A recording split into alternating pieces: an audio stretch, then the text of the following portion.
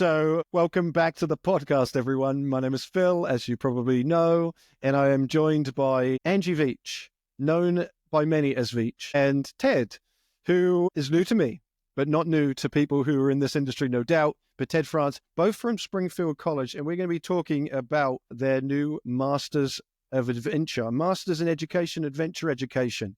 Really excited to be able to talk about this with you both today. So I'm going to start with what was the intent around creating a Masters of Education for Adventure Education program? I think the impetus really started when we started having discussions about experiences for in-service teachers and professionals working with youth or in adventure settings. And obviously the trend with an online degree, we need to stay up with it. We struggled a long time with trying to figure out, like, how do we blend the knowledge that we can disseminate in an online class and stay true to our values for a really human-oriented, human-centered program where people come together, learn from one another through experiences. So we then really said, well, let's leverage our relationships in the industry and figure out, like, who are the partners that we trust that are providing high quality experiences that we can then take those experiences and turn them into credits. And that was the original idea, was like, we have to leverage the work that good people are doing in our professional communities and respect those providers by being able to assess, audit, and award credit at a high quality level. And for us, that was the beginning of the conversation. Obviously, then after that, it's like, okay, how do we augment the online courses? I don't want to devalue the online courses, but they really were secondary to the experiences that are the shape, the core of the curriculum in some ways. And then it was saying, like, we have to respect the people who need to earn those degrees, right? They're working full time. They're in the professions. If they're in the outdoor world or doing outdoor leadership, they could be gone for 20 days at a time. Well, how do we figure that out? And that's why we really rely heavily on our rolling admissions process. We are very flexible with the schedule. Like, you could complete this degree, I think, Veach, what's the quickest? Probably in about 2 years, 2.5 years. But, there's going to be professionals who just can't, they don't have the time. So, we slow down a little bit, but Veach and I try to approach it. We're learning a lot along the way where we're, student by student. It's an individual advisement process from the time that you apply all the way through the courses that I'm teaching online right now. I was telling Veach just the other day, I get an email and I'm so used to having conversations in class. For 30 years, that's how I did what I did, right? Either out in the ropes course, challenge course, or in a class. Well, now I get an email or I get a text and it's like, well, I can't really type as fast as I'm thinking half the time. It's like, can we set up a Zoom meeting? And sure enough, 20 minutes later we're on Zoom. And I don't ever want to get into that trap where it's like, hey, let's schedule an appointment in my office hours 4 days from now. So it's trying to balance that pedagogy of being online with sort of staying in touch with people. But that's where we started, was really trying to, leverage the experiences in our professional network for professionals looking to get a master's degree. I think if I could just piggyback on that a little bit as well, is that we felt that there was a void that we felt that we could fill. I think that's, the conversations that were started is, some of our students who are graduating, were seeking advice as to where they could look to potentially go on and further their education. And so knowing what was out there, looking at, not only in the Northeast, but also just nationally, what programs were out there for folks that were reaching out to us, and, or even so ones that, had asked us to write letters of recommendation to other institutions. And Ted and I was like, I'm tired of writing these letters of recommendations for these other institutions. The history of our institution, physical education, knowing that we had some great relationships that could kind of fill the void. So it felt natural to have, just kick off that conversation to say, I think that we could develop something unique and special that could really help, future professionals or current professionals to advance their knowledge and skill set. Yeah, it's interesting that we talk about this often with individual facilitators, this imposter syndrome. It's almost like there's imposter syndrome from the perspective of Springfield College to say, no, we should do that. Like we've got the expertise, we have the connections, and we need to fill that gap. Let's talk about like the benefits to those who are maybe going through this program, because I see it from the lens of the industry at large and consider that there needs to be, and there has been a void in terms of legitimacy of how do we value the work we do. And we're not just here playing games. We're often talking about that when we're programming, there's incredible legitimacy. And it almost makes it especially being a Masters of Education program, that this is really beneficial for educators to take that next step in diversifying their pedagogy, the way that they teach. What do you consider when it comes to this idea of like trying to create legitimacy? Have you seen that as also being a barrier for the industry? And is this an intent to try to solve that? I think for generations, it's a really good, you bring up a point that I think many professions have dealt with over the last 2 decades, right? And especially in adventure, how many times have you seen that workshop get PDP credits? Right. And that's sort of been the way things have unfolded for 20 years. The problem that I see with that model is that you still have discrete experiences that aren't tied together for a long-term change in the way someone approaches their pedagogy. And I think now, instead of just saying, oh, yeah, well, you go for 2 hours, you get PDPs, and you can put those on your resume and your school's happy. Okay, maybe. But now, what we've sort of started to say is, well, how do we intentionally take those workshops, work with an individual and the partnering provider, and say, no, we're going to think about intentionally select the 3 workshops to turn them into graduate credit. And that's going to tie to the follow-up online classes. So it's this next iteration of what I see, the workshops, what they were and what they're becoming.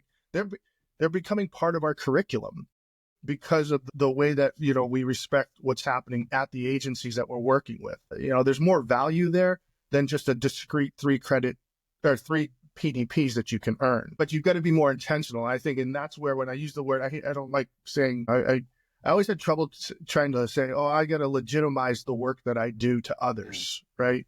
Now, the legitimacy in my world comes from the people that I work with.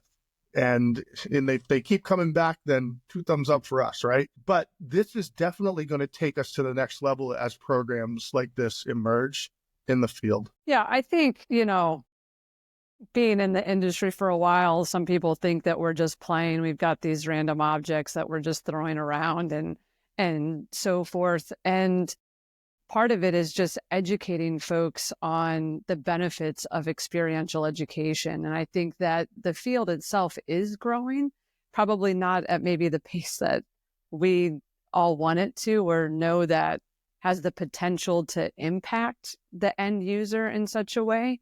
But I think that, cultivating this curriculum that hopefully kind of trickles out into their communities, that has some layers of intention and education to not just their participants, but maybe those that are overseeing their organization, so that there's a greater understanding for folks to what I'm trying to think of, like creating that buy-in.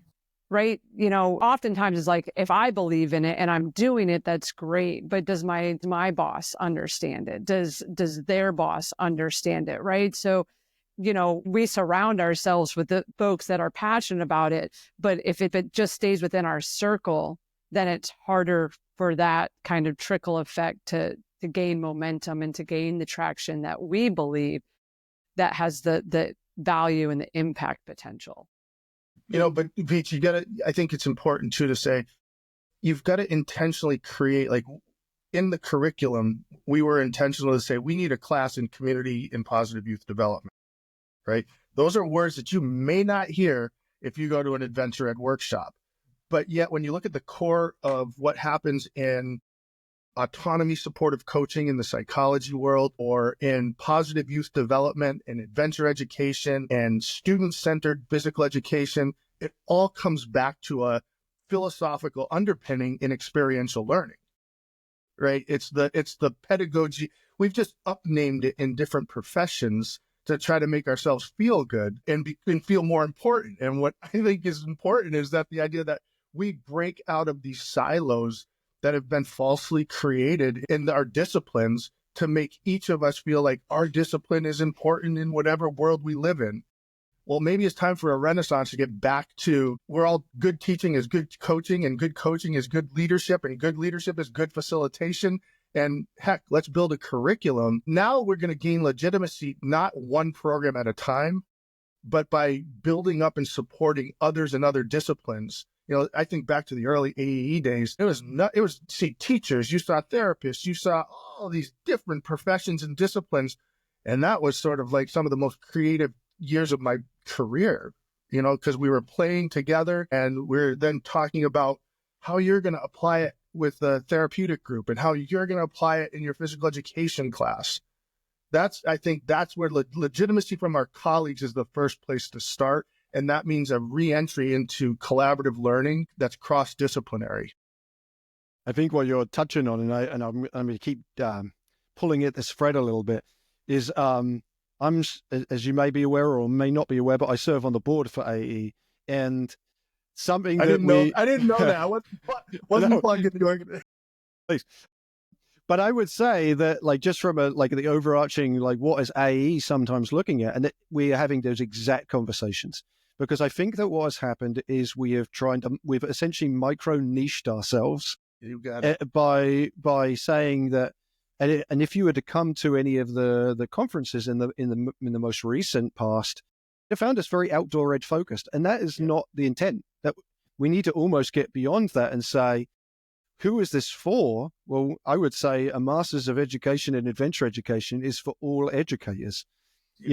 Beyond it, because I think that what we have as experiential educators, adventure educators, outdoor, all these different synonyms, what we have that is beneficial is our flexibility, our ability to adapt, our ability to see the individual for the individual in the classroom, to be able to work with different groups, work on the fly, all of these benefits that you'll get out of being a bit more adventurous in your educational models. That's the underpinning of adventure ed is that ability to be able to look at a group and analyze them for what they are and read the group. We use a lot of these terms.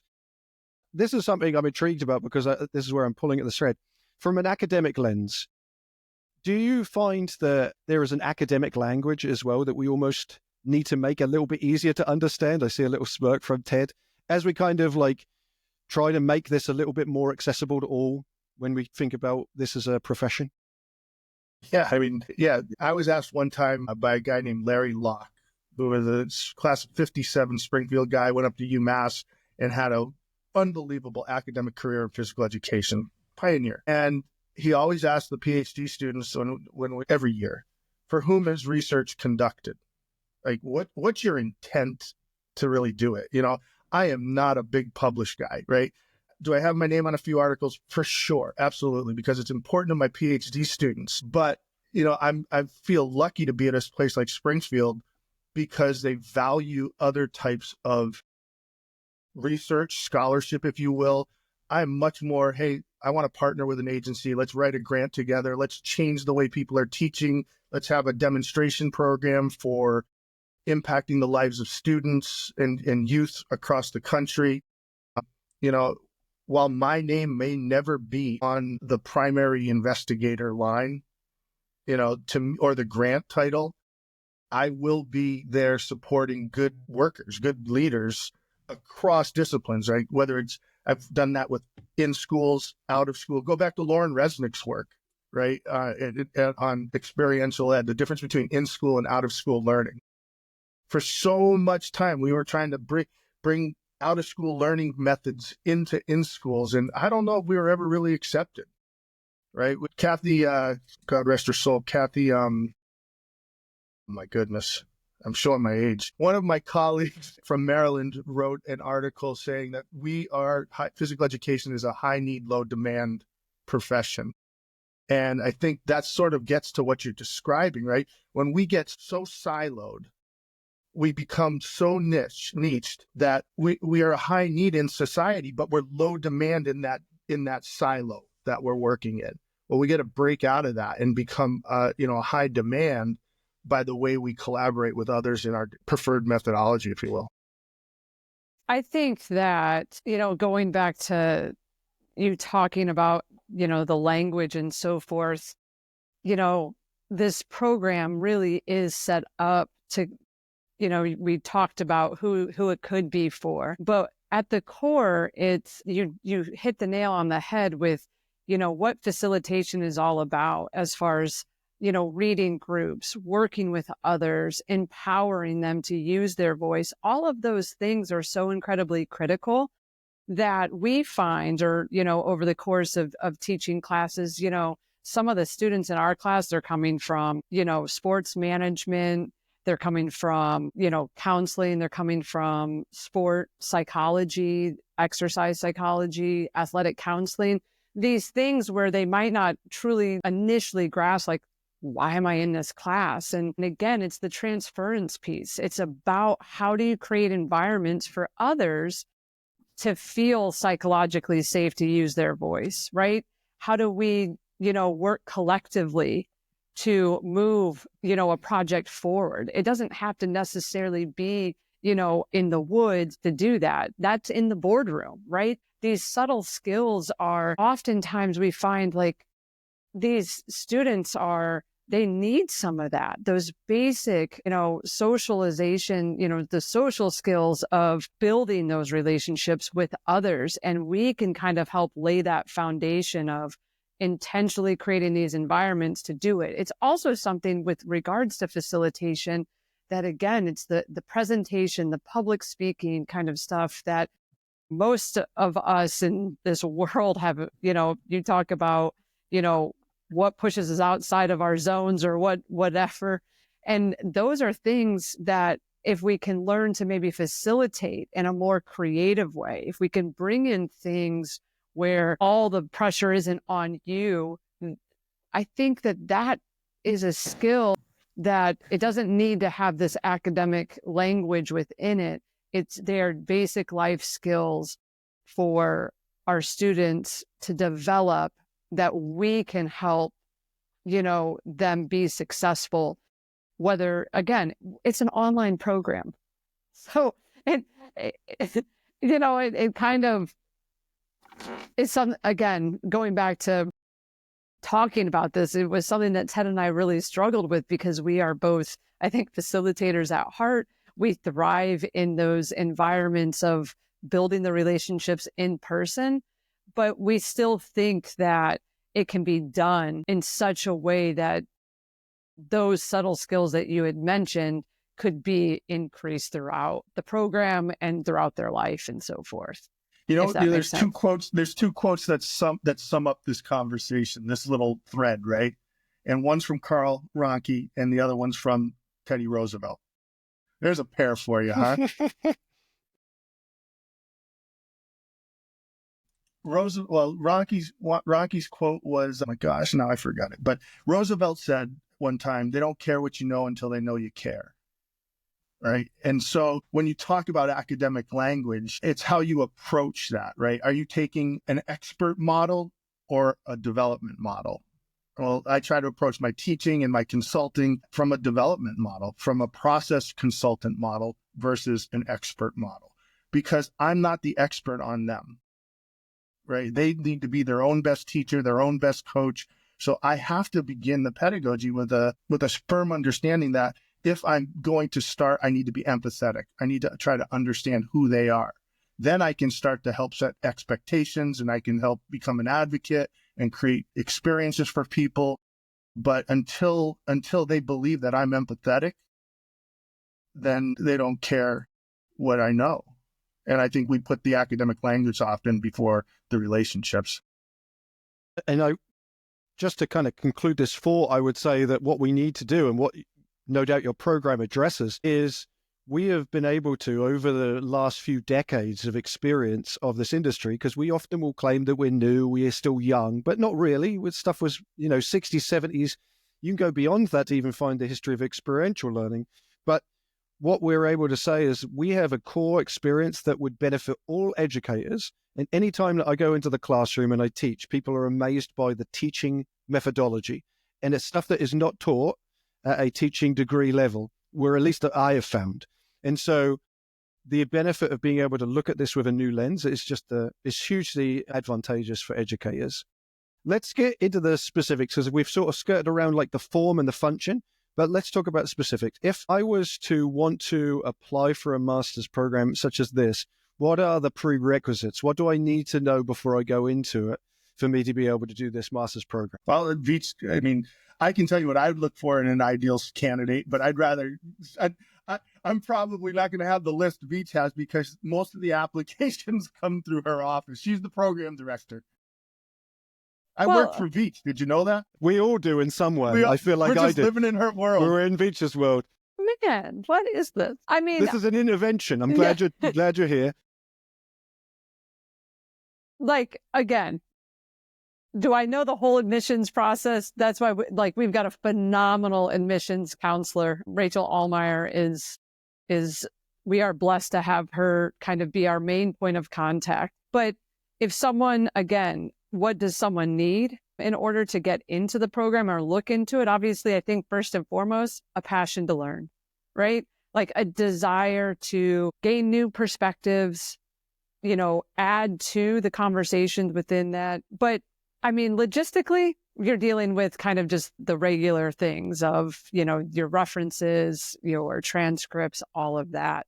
And then again, I think what makes this program really unique is that once, if you are admitted to the program, then it's having conversations with Ted and myself to kind of cultivate an experience that's going to, that aligns with your future professional goals, because there's 9 credits that make it unique. Whatever, you want to specialize in, we've got there's 8 classes that are the asynchronous, 5 of those being the core classes, 3 classes are selectives, and then 9 have to do with the professional development workshops that Ted was talking about earlier. And those are, if you are looking to really, if you are new to the field, great. High Five has got a great adventure basics program, workshop that they can attend. But it's really trying, what separates us from others is trying to have that individual connection, that it's not a cookie cutter type thing, that they can diversify those specific 9 credits to really meet them where they are at, and then help us kind of guide them in a direction that they feel is going to enhance their own knowledge and skill set. So, and I would say I know and am connected with Christy Jacoby, who I know is gone through the program. I trained Christy, and what I'm going to do, and knowing that Christy would be open to this, I'm going to throw Christy's email into the description of the episode too. So if you want to reach out to someone who's been for the program who is not running the program, then you can connect with Christy. Because I'm sure she'll have some insight into those processes too. Also, to add be a little bit more explicit, High Five is a strategic provider. So in terms of those credits, you can come to us in Vermont, as well as Jen Stanchfield, who is also a strategic provider and an incredible facilitator. So know that the partnerships or at least the providers are very clear in what we're able to do and provide, and you can check all our information. So you'll learn a lot through us there. The last question I'm going to sort of add to this is, what do you consider, and we've sort of talked about it slightly, but what do you consider the future of adventure education? What is your hopes for the future with this being a part of it? You've created this program and we're really excited about it. What's your hope for the future of adventure? I think we need to help the future generations to become better thinking practitioners. I think that the didactic teaching is how it's been done for so long. And I think that if anything, if we can help these fields understand and to challenge them to lean into an alternative way of educating folks. Again, whether that be in the traditional classrooms, whether that be in professional workshops, whether that be with delivering a presentation, there is opportunity out there that can enhance engagement and which ultimately enhances one's learning. That I think is the hope that we are striving for. Yeah. I'll tell a quick story. I worked for a Girl Scout camp, and there was a Daisies Day at the camp. And the Daisies are the smallest group of girls in the program. So they're probably, 5 years old. And I asked, I was the challenge course facilitator, but I bounced around a lot. And so I was just starting my master's degree, and I asked the group of Daisies, like, what's adventurous? And they were all like, skydiving, rock climbing, all, just all the stuff that we would think. And then finally this one little girl goes, reading a book. And I was like, holy cow, this is good stuff. Why is reading a book? Well, you don't know what the ending's going to be. And I'm like, wow, that's really cool. And so I came back to, actually, I was probably second year grad student, because I was teaching a class and I came back to a bunch of first year students at the college and I said, what's adventurous? And they started just shouting out rock climbing, skydiving. And I was horrified, thinking that 5-year-olds had the same conceptions of what was adventurous as these 17 and 18-year-olds. So what's the future for adventure education to me is that, the context that we lead in are important, but they're only important because they're personally meaningful to the individuals that choose to be in them. If we're going to truly move adventure forward, maybe we need to start looking at adventure through a developmental lens and saying, how do we reposition adventure for somebody who's 5 so that I don't get the same responses from the Daisies as I do from 17 and 18-year-olds. And to me, that's where I think the program like this, where we have conversations, hopefully, about sequencing and curriculum. Sequencing is more than just stringing pearls, icebreakers, de-inhibitizers, trust sequence. And then I'm all for that. I believe in sequencing, but we also need to look at it from a developmental perspective. So it becomes part of someone's life, a way of being, a way of, knowledge, how they create knowledge, whether they're at home, in school, at camps, creating. And to me, that's where, again, if we come back to bringing disciplines and professions together in a program like this, then to me, that's a good step forward. And it poses, maybe the future's a little brighter for adventure if we can think that way. Awesome. So I will put into the description all of the information about where you can find more information about this program. I'll also put in Angie and Ted's email into the bottom as well, but so you can reach out and ask any questions. And if you want to have another reason to be able to hang out with me in Vermont on a course, another reason is to take this master's program, because you may in turn do so. So if you're listening to this and you're excited about, well, yes, I'd love to do this, please reach out to any of us, and then we'll happily help you. And hopefully you'll be in that program in the future, in the next enrollment, and I'll see you on the course. Thank you, Veatch. Thank you, Ted, for joining me. Thank you, Phil.